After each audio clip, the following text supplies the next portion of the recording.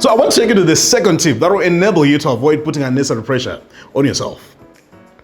Rent apartments you can afford to pay conveniently. I'm going to dwell on this a bit because that is where the majority of the foolish decisions are being made. It's not an offense being a tenant. It's a phase of life. But if you're not careful, it can be a permanent phase depending with the choices that you're making. Remember the discussion we had on fake lives?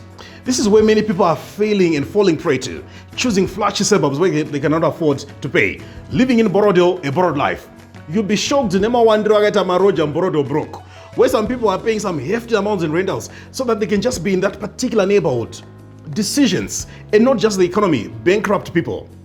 There are so many highs in Zimbabwe, and you need to choose the high that matches your income. Similarly, we also have so many glens in Zimbabwe, and you need to choose the glen that matches your income. Ukaita naro unoenda ku Glen Forest, Zoto, zvine mazera.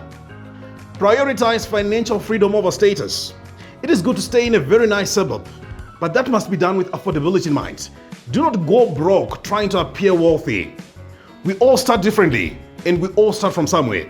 You may not start with home ownership, but you need to set that as a goal. Whilst you're on this transition, here's some piece of advice for you. Don't live in a house you struggle to pay monthly. If your 1 or 2 month salary is not enough to pay for your accommodation, that accommodation is not for your level. Do you know, if you are renting an apartment for $500 per month, you will have expended $6,000 in a year. If you rent for 10 years, that is $60,000, enough to buy you a property in a middle density suburb, or even to deposit land or build some rooms. What is my point here? Whilst it may be comfortable to rent apartments in some of these plush suburbs, put ownership on the agenda, and thinking, also find ways of transitioning from tenancy to a mortgage that can enable you to attain home ownership. Do you have children? If yes, let's talk. Who will pay rentals if you die today? They fully capacitated to pay rentals. Do not get carried away with cars. There are people who park some very high value vehicles they would have purchased whilst they're renting. Stupidity is having a Land Rover, Land Cruiser, and a landlord.